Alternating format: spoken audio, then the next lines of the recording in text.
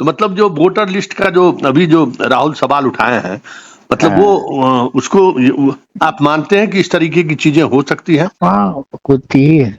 यही है कि इसमें दिमाग से आप गड़बड़ी करते हैं और पेपर पर ताकत से करते हैं। ठीक सर। किसी को ताकत से रोक दीजिए हाँ, या दिमाग से कर लीजिए। तो बड़ी हंगामा वाला बात आप बोल दिए हैं। संतोष की रिपोर्ट में आप सबों का स्वागत है। और आज हम संतोष की रिपोर्ट में बात राहुल के उस आर्टिकल की करने जा रहे हैं, जिस आर्टिकल के प्रकाशित होने के साथ ही पूरे देश के राजनीतिक मिजाज में एक अलग तरीके का भूचाल आ गया है। हर कोई अपने तरीके से राहुल के उस आर्टिकल को परिभाषित कर रहा है, हर कोई अपने नज़रिए से उस आर्टिकल को देख रहा है और उस पर अपनी राय रख रहा है। इलेक्शन कमीशन सफाई के मूड में है। इलेक्शन कमीशन कह रहा है कि कांग्रेस ने राहुल तक ये बात नहीं पहुंचाई है कि हमने उनके हर एक सवाल का जवाब दे दिया है। और इंडियन एक्सप्रेस, हिंदुस्तान, दैनिक जागरण, भास्कर जैसे अखबार अब राहुल के इस आर्टिकल के बाद अपने रिपोर्टर के माध्यम से पूरे उस मुद्दे को नए तरीके से देखने की कोशिश कर रहे हैं। लेकिन बड़ा सवाल यह है कि जब बात बूथ कैप्चरिंग का हो, जब बात ईवीएम के मैनेजमेंट का हो, जब बात फर्जी वोटर की बात हो, तो फिर बिहार कैसे याद नहीं आएगा? इसके तो जन्मदाता बिहार ही है ना। तो बिहार इसका जन्मदाता है, और क्या बिहार में इस तरीके की चीज़ें होती रही हैं क्या? बड़ा सवाल है। क्योंकि बिहार में निष्पक्ष चुनाव कराना बड़ी चुनौती रहा है। टीएन शेषन का वो दौर, बिहार के चुनाव के समय ही लोगों को याद आया कि टीएन शेषन भी कोई मुख्य चुनाव आयुक्त हुए थे, और बिहार में उन्होंने ऐसा चुनाव कराया जो फिर न भूतो न भविष्यतो, उसके बाद न ऐसा चुनाव हुआ, न उससे पहले कभी हुआ था, न अभी तक हुआ है।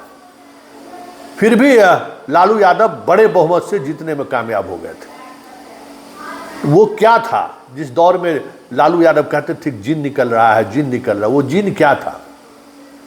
वो जिन क्या था, उसी का हम आज विश्लेषण करने जा रहे हैं। और उस जिन के बाहर निकलते ही कैसे लालू और लालू की पार्टी औंधे मुंह गिरी, उसकी भी हम एक वानगी दिखाते हैं। देखिए, 2005 में जब दूसरी बार चुनाव हो रहा था, पहली बार चुनाव हुई तो चाबी लेके रामविलास जी भाग गए थे। उस में जो भी विधायक बने उनका शपथ ग्रहण भी नहीं हुआ। दूसरी बार चुनाव हुआ और उस चुनाव में केजे राव को जिम्मेवारी दी गई कि बिहार में आपको निष्पक्ष और शांतिपूर्ण चुनाव कराना है। चुनाव की प्रक्रिया शुरू होने से पहले अभियानंद जी, जो उस समय में आईजी या रैंक के अधिकारी थे, इलेक्शन कमीशन की चीफ ने उन्हें बुलाया और उन्होंने कहा कि बिहार में कैसे निष्पक्ष चुनाव हो सकता है। तो अभियानंद जी ने क्या कहा और फिर क्या बातें सामने आई है, वो अभियानंद जी से हमारी जो बातचीत हुई है उसमें आप देखेंगे और समझने की कोशिश करेंगे। लेकिन उस दौर में भी 17 लाख से अधिक ऐसे फर्जी वोटर पकड़े गए थे, जो इलेक्शन कमीशन चुनाव की अधिसूचना जारी होने के बाद ऐसे तमाम वोटर को उन्होंने वोटर लिस्ट से नाम डिलीट करा दिया था। 17 लाख। अब आप समझ सकते हैं, जो राहुल गांधी आज 41 लाख की बात कर रहे हैं, 2005 में 17 लाख फर्जी वोटर को इलेक्शन कमीशन ने पकड़ा था। और उस पूरे अभियान के दौरान अभियानंद जी उसका नेतृत्व कर रहे थे। कैसे डाटा को निकाला गया, कैसे उसमें उस डाटा के सहारे वो चीज़ों को की गई। और बाद के दिनों में 2010 में अभियानंद जी एडीजी मुख्यालय थे, अब आप समझ लीजिए, और इलेक्शन कमीशन के चीफ मतलब पुलिस के हेड थे। पूरा कोऑर्डिनेशन उन्हीं के जिम्मे था। बूथ पर फोर्स के डिप्लॉयमेंट से लेके ऑब्जर्वर के तमाम गतिविधियों पर, सुरक्षा को लेकर जो जिस तरीके की मानक होती है, उन तमाम मानकों पर चुनाव आयोग जो सोच है, उस सोच पर चुनाव खड़े उतरे। इसकी पूरी जिम्मेवारी अभियानंद जी को ही थी। लेकिन जब अभियानंद जी वोट गिराने गए तो पता चला अभियानंद जी के पूरे परिवार का ही नाम वोटर लिस्ट में नहीं है। तो वो भी दौर उन्हें याद है। मतलब अभियानंद जी के सहारे दो चीज़ों को आप महसूस कर सकते हैं, फर्जी वोटर और फिर 2010 में जो वोटर है उनका भी नाम किस तरीके से हटाया गया और उसका क्या इम्पैक्ट पड़ा चुनाव पर, इस पर भी हम चर्चा करेंगे। साथ ही चर्चा करेंगे कि ईवीएम क्या वाकई में ईवीएम पर जो आरोप लग रहा है वो सही है। दोनों सवालों को लेकर हमने अभियानंद जी से टेलीफोन पर और लाइव हमने बात की है। जरा आप सुनिए और समझने की कोशिश करिए कि इलेक्शन में किस स्तर पर खेल हो रहा है। और खेल ही नहीं हो रहा है, अभियानंद जी ने स्वीकार किया है कि राहुल गांधी की बात 100% सही है और ईवीएम से निष्पक्ष, जैसे जब बैलेट पेपर का जोड़ था तो जो बाहुबली थे, जो जोड़ वाले लोग थे वो चुनाव जीतते थे और ईवीएम के दौर में जो दिमाग वाले हैं वो चुनाव जीत रहे हैं। चलिए हम दोनों सवालों पर जानते हैं कि अभियानंद जी का क्या कहना है। वो अभियानंद जी ने सीधे तौर पर राहुल की बात पर कितनी दूर तक सहमति जताई है, ईवीएम को लेकर उन्होंने क्या कहा है, जरा सुनते हैं अभियानंद जी की जुबानी। हाँ संतोष जी। हाँ सर, नमस्कार। ये अभी जो राहुल गांधी ने एक पोस्ट, मतलब एक आर्टिकल उन्होंने लिखा है इलेक्शन को लेकर, पूरे इलेक्शन प्रक्रिया को लेकर कि महाराष्ट्र में क्या हुआ है, किस तरीके से रैगिंग हुआ है, मतलब वोटर लिस्ट बनाने के दौरान कैसे 6 महीने में 41 लाख वोटर की संख्या बढ़ गई, जबकि 5 वर्षों में वो 31 लाख वोटर बढ़े थे। कई तरह के सवाल खड़े किए हैं। आप बिहार में चुनाव, उस दौर में चुनाव के कमान आपके हाथों में था, जिस दौर में निष्पक्ष चुनाव कराना बिहार के सामने एक बड़ी चुनौती थी। उस वक्त आप एडीजी मुख्यालय बिहार पुलिस थे। आपका क्या एक्सपीरियंस रहा है? मेरा एक एक्सपीरियंस था वो 2005 में जो बिहार में दूसरा असेंबली इलेक्शन हुआ था जी। उसमें चुनाव आयोग ने एक टीम गठित कर दी थी जिसमें पुलिस का जिम्मा मुझे दिया गया था। अब हमको याद नहीं है कि एडीजी थे या आईजी ही थे जी। लेकिन मुख्य चुनाव आयुक्त ने बुलवाया था मुझे और 2 आईएएस और एक आईपीएस ऑफिसर को लगा करके एक टीम बनाई थी। तो जो आइडिया जनरेट हुआ था उसको जनरेट करने में मेरा योगदान था। वो फेक वोटर्स इन वोटर्स लिस्ट बुरी तरह बढ़ा हुआ था नंबर, और ये डेटा हम लोगों ने थियोरेटिकल लेवल पर निकाला था। सेंसस का जो डेटा होता है जी जी, हर 10 साल पर उस समय आता था, इधर तो नहीं हो रहा है। तो उसमें बबल सॉर्टिंग करके 18 एंड अबव वाले एज ग्रुप का हमने निकाला था और उसको कंपेयर किया था विथ दी वोटर्स लिस्ट, और ये सब मुख्य चुनाव आयुक्त के निर्देशन में चल रहा था। तो उसमें बिहार में उस समय रफली हमको याद है 5 करोड़ वोटर्स थे और वो 5 करोड़ वोटर्स में से जहाँ तक हमको याद है करीब 26-27 लाख वोटर्स का डिफरेंस आता था between voters list and census data. जी।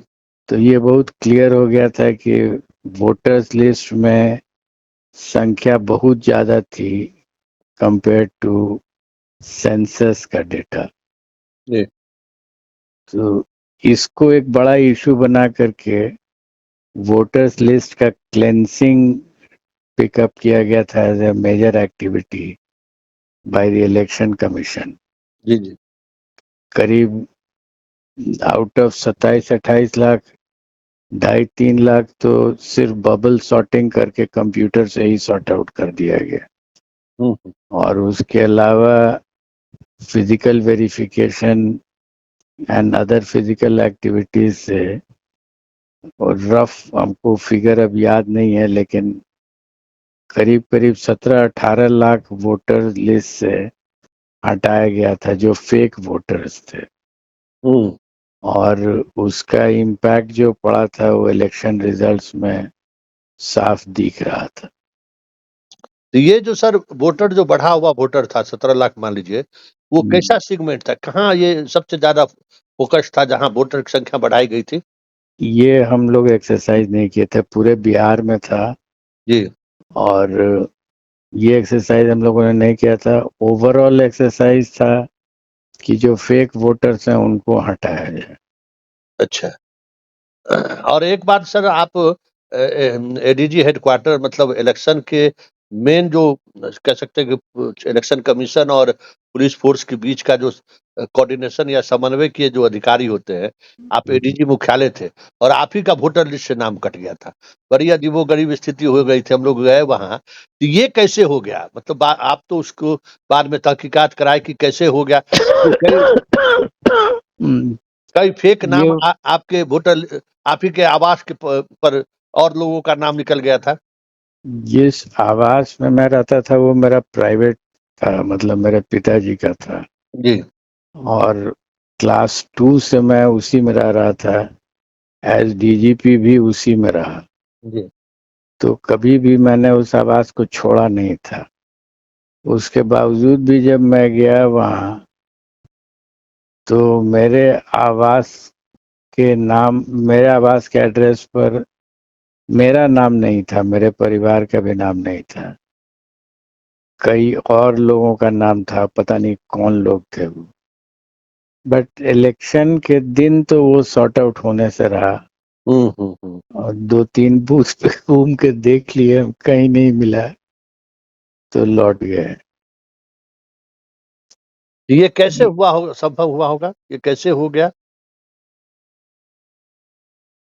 पता नहीं। अब हम तो ये मान के चलते हैं कि जो व्यवस्था है वो अच्छी है। और अगर हम क्लास 2 से वहां रह रहे हैं और डीजीपी तक वही मेरा एड्रेस है, सरकारी एड्रेस भी नहीं था वो, तो संभव नहीं होना चाहिए। लेकिन हुआ ही तो। उस एड्रेस पर हमने वोटर लिस्ट में देखा, वो सब अलग दूसरे लोगों का नाम था जिनका नाम हम कभी सुने नहीं थे। वो मेरे घर में वोटर थे। ये भी कहीं न कहीं एक तरह का तो मतलब कुछ न कुछ हाँ, खेल। ये शो तो करता ही है कि वोटर लिस्ट को जो हम लोग बनाते हैं वो बहुत ट्रांसपेरेंट नहीं होता है। और वो कॉन्स्टेंटली चेकअप करते रहने की चीज है। अब उसको डिजिटल प्रोसेस से करें, एनालॉग प्रोसेस से करें, आई डोंट नो। बट जो आपने कहा वो तो सही था। उस दिन मीडिया के लोग बहुत पकड़े हुए थे। अब हाँ, वो हम तो खुद आपको ये आप ही का नाम नहीं है। हाँ, हाँ, हाँ। आप एडीजी हेडक्वार्टर है, पूरा बिहार का इलेक्शन निष्पक्ष और शांतिपूर्ण हो, इसके लिए आपको जिम्मेवारी दी गई और आप ही का वोटर लिस्ट में नाम नहीं है। मेरा नहीं है, मान लीजिए कि मेरे परिवार का हो और मेरा नहीं हो, तब अलग भी बात है। कुछ समझ में आती बात। किसी का नहीं है और तीसरे चौथे पांचवें लोगों का नाम है जिनको हम जानते नहीं, और वो मेरे घर के एड्रेस से है। अच्छा सर, क्या लगता है कि ये जो वोटर लिस्ट का जो प्रोसेस है, अभी भी उसमें बहुत सारा खेल होता है? आपको ऐसा लगता है ना? वोटर्स की संख्या बहुत अधिक है। आप ऐसा देखिए ना कि वोटर्स लिस्ट जो बनता है उसमें पॉलिटिकल पार्टीज का इंटरेस्ट रहता है। तो वो कभी वोटर लिस्ट का जो अभी जो राहुल सवाल उठाए हैं, मतलब वो उसको आप मानते हैं कि इस तरीके की चीजें हो सकती हैं? हाँ, होती ही है। इसको रोकने के लिए क्या लगता है आपको?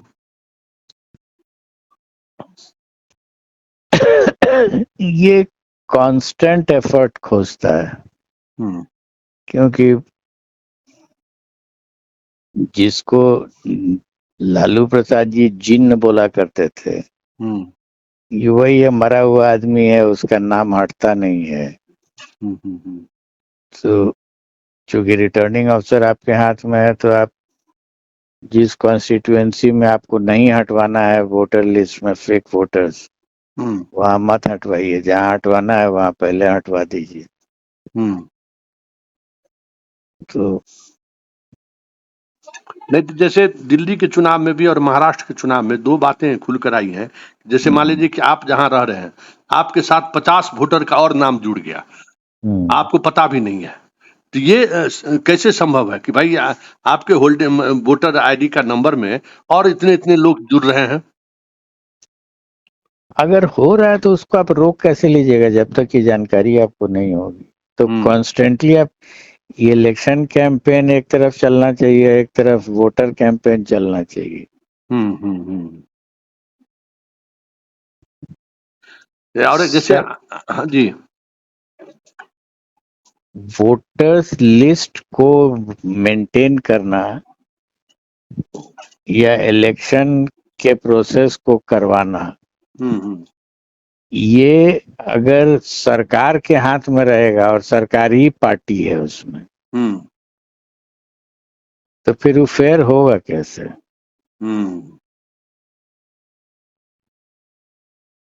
सरकार ही ना वोटर लिस्ट मेंटेन करवाती है जी।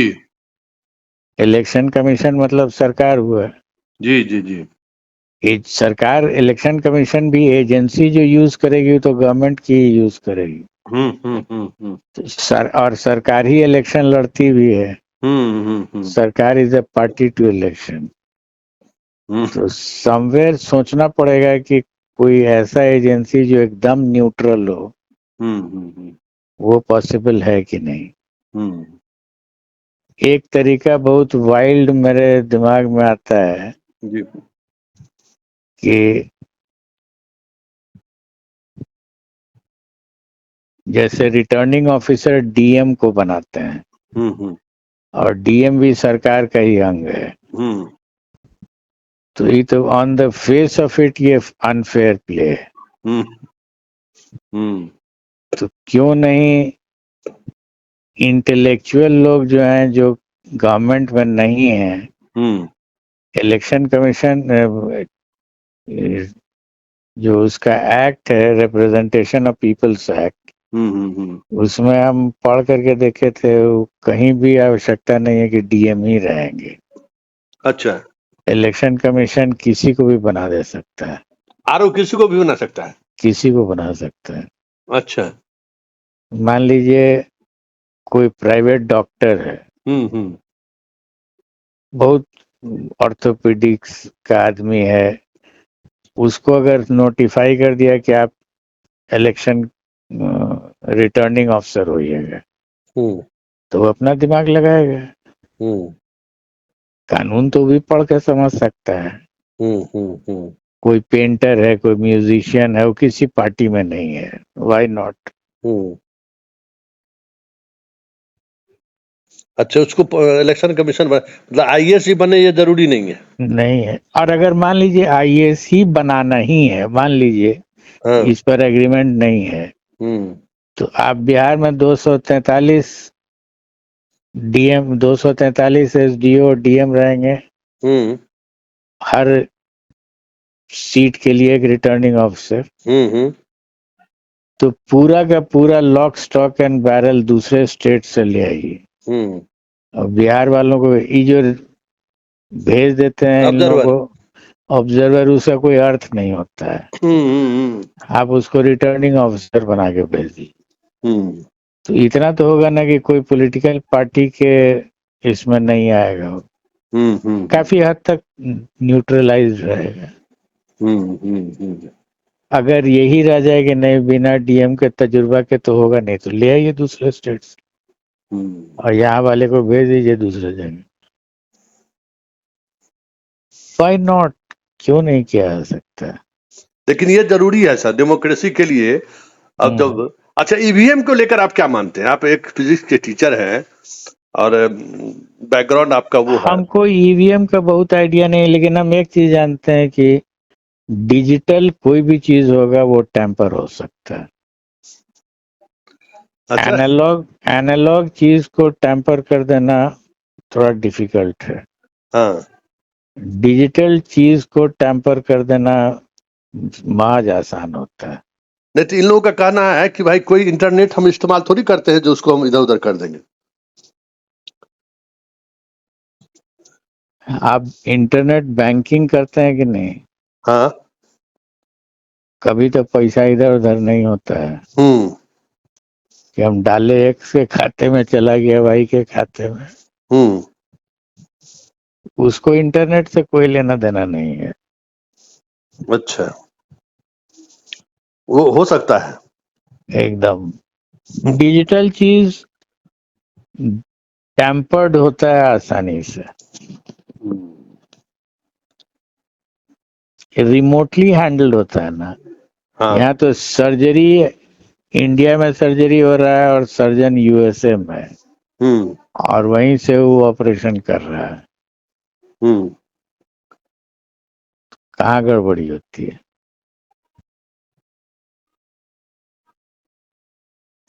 तो मतलब आपको कैसे लगता है कि इसमें हो सकती है गड़बड़ी?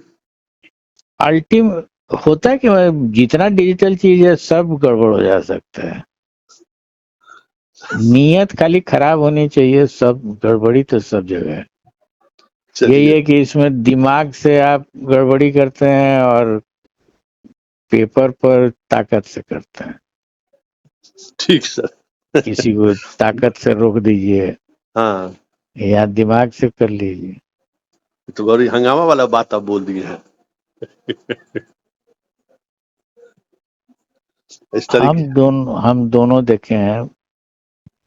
उस ताकत वाले को तो रोक लिया गया, हाँ। ताकत से रोक ही लिया गया। लेकिन इसमें आप सामने में डाल रहे हैं और फिर कहते हैं का वीवीपैट निकालो। हाँ। तो फिर तो फाइनली पेपर ही आ गया। हाँ, हाँ, हाँ, हाँ।